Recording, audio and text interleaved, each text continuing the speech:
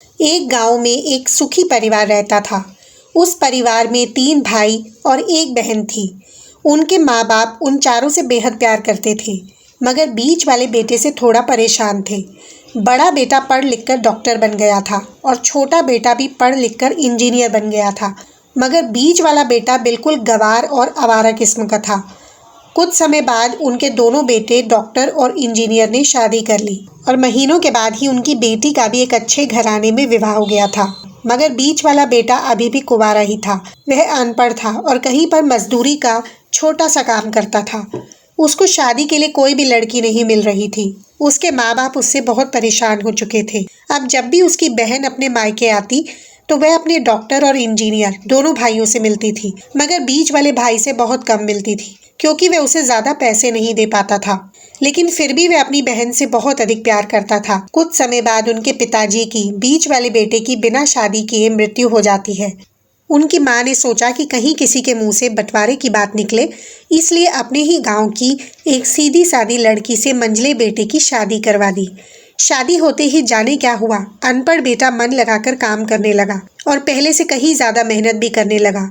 अब कोई भी पुराना दोस्त उसको मटर गश्ती के लिए बुलाने आता तो वह मना कर देता। एक दिन उसके डॉक्टर और इंजीनियर भाई ने सोचा कि यह तो गंवार और अनपढ़ है, हम इससे कहीं ज्यादा पैसे कमा लेते हैं, इसलिए अब हमें बंटवारा कर लेना चाहिए। माँ के लाख मना करने के बाद भी दोनों बेटों ने बंटवारे की तारीख तय कर दी और उन्होंने अपनी बहन को भी बुला लिया। तभी उनका गंवार भाई कहता है कि तुम लोग बंटवारा कर लो, मुझे जो बचे वह दे देना या ना देना, मैं शाम को आकर अंगूठा लगा दूंगा।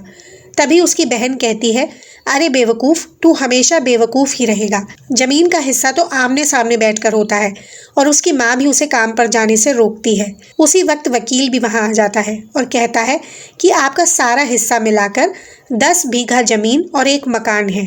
अब ये बताओ किसको कितना देना है, मैं उसी हिसाब से कागज बनवा दूंगा। तभी गंवार भाई कहता है, वकील साहब, 5 बीघा जमीन हमारे दोनों भाइयों के नाम लिख दो और ये हमारा घर है मेरी प्यारी बहन के नाम कर दो। तब दोनों भाई पूछते हैं कि तू अपने हिस्से में क्या लेगा। गंवार भाई कहता है कि मेरे हिस्से में मेरी प्यारी माँ है, और वह अपनी पत्नी की तरह मुस्कुराते हुए कहता है, क्यों, क्या मैंने गलत कहा? उस गंवार और अनपढ़ की पत्नी अपनी सास से लिपट कर कहती है, माँ से बड़ी वसीयत क्या होगी मेरे लिए। उसी वक्त उसका गंवार पति भी अपनी माँ से लिपट जाता है। गंवार बेटे और बहू के प्यार ने जमीन जायदाद के बंटवारे को एक सन्नाटे में बदल दिया। तभी बहन अपने गंवार भाई के गले लगकर लिपट कर रोते हुए कहती है, माफ कर दो भैया, मैं आपको सम्मान नहीं दे सकी। तभी उसका भाई कहता है, मेरी प्यारी बहन, इस घर में जितना अधिकार हमारा है उतना ही तुम्हारा भी है। और रही बात बंटवारे की, तो बंटवारा नहीं करने से जीवन खत्म तो नहीं हो जाएगा। क्यों करते हैं हम बंटवारा? क्या हम एक साथ मिलकर नहीं रह सकते? जैसे हम बचपन में मिलकर खेलते थे। एक साथ मिलकर रहने को ही तो कहते हैं एक अच्छा परिवार, और उसके परिवार को संभालती है एक माँ। तभी उसके दोनों भाई भी बहुत शर्मिंदा होते हैं और वे बंटवारे के सभी कागज फाड़कर फेंक देते हैं। और उस दिन के बाद से उनका पूरा परिवार खुशी खुशी एक साथ रहने लगा। दोस्तों, ये कहानी आपको कैसी लगी कमेंट करके ज़रूर बताएं। अगर ये कहानी आपको पसंद आती है तो मेरे चैनल को लाइक और सब्सक्राइब करना ना भूलें।